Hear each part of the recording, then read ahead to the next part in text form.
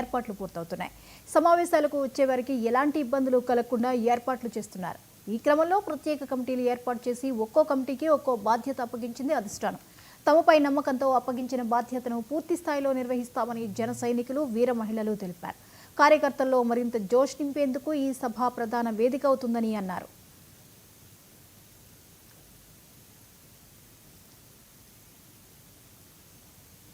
Municipal స్టేడియంలో మరి Janasena party అధినేత పవన్ కళ్యాణ్ గారు ప్రతిష్టాత్మకంగా చేపడుతూ మరి జనసేన పార్టీ శ్రేణులకు దిశానిర్దేశం చేయడానికి చేపట్టిన కార్యక్రమంలో నాతో పాటు ఉన్నటువంటి మా టీం అంతా కూడా సాంస్కృతిక విభాగంలో సభ్యులుగా ఉన్నారు.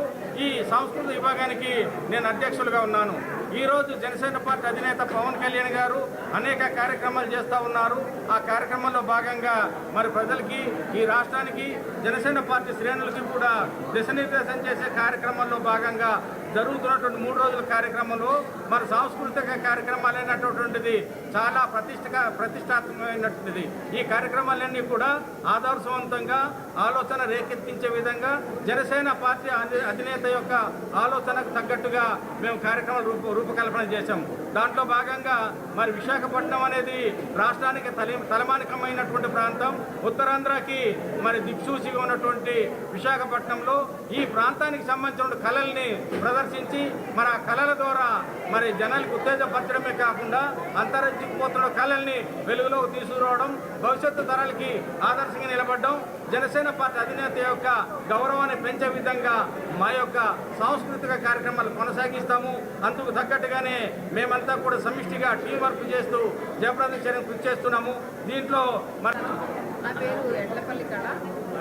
ఈ సేనాతో సేనాని అన్న దాని మీద నాకైతే కల్చరల్ ప్రోగ్రాంలో కమిటీలో అయితే కౌలయ్య గారు అయితే నియమించడం జరిగింది. ఆయన నియమించినందుకు ఆయనకి ఎటువంటి కాకుండా మేమైతే చేద్దామని చెప్పి కమిటీ వాళ్ళందరూ ఇప్పుడే ఒక మీటింగ్ అన్నారు పెట్టినట్టు పవన్ కళ్యాణ్ గారు ఉత్తరాంధ్రలో ఎటువంటి ప్రోగ్రాంలు పెట్టినా కానీ అది సక్సెస్ అయ్యే జరుగుతుంది. ఆ సక్సెస్ చేస్తాం కూడా మేము అందరం కూడా. ఏదైతే పవన్ కళ్యాణ్ గారు మహిళలకి ఎంత ప్రాధాన్యత ఇస్తున్నారు, వేరే పార్టీల్లో దేంట్లోనూ కూడా ఇద్దరు, కానీ జనసేన పార్టీలో మహిళలు ముందు పెడతారు. ఏ విషయంలో అయినా సరే కమిటీల్లో కానివ్వండి, మీటింగుల్లో కానివ్వండి మహిళలే ఫస్ట్ ఉండాలనుకుంటారు. అలాంటి వ్యక్తిని మేము అప్రూపంగా చూసి ఈ కార్యక్రమంలో అయితే చాలా విజయవంతంగా చేస్తాం. ఏదైనా సరే కల్చరల్ ప్రోగ్రామ్స్ ఏదైనా కానీ స్టేజ్ మీద చూడండి, మేమైతే బయటకైతే దాన్ని అయితే రిలీజ్ చేయాలి.